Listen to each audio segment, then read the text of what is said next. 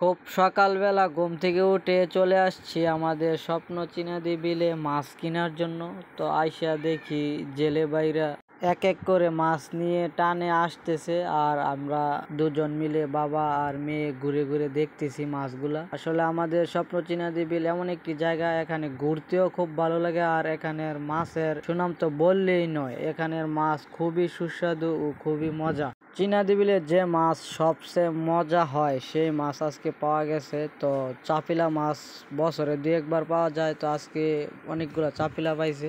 আমাদের স্বপ্ন চিনাদি বিলে মাছের সুনাম এই সারা বাংলাদেশ জুড়ে আছে। তো ঢাকা থেকে দূর দূরান্ত থেকে মানুষ প্রাইভেট কার করে এসে এখান থেকে মাছ কিনে নিয়ে যায়, আবার কেউ খালি হাতে ফিরে যায়, কারণ মাছ তেমন চাহিদা অনুযায়ী তেমন একটা পাওয়া যায় না।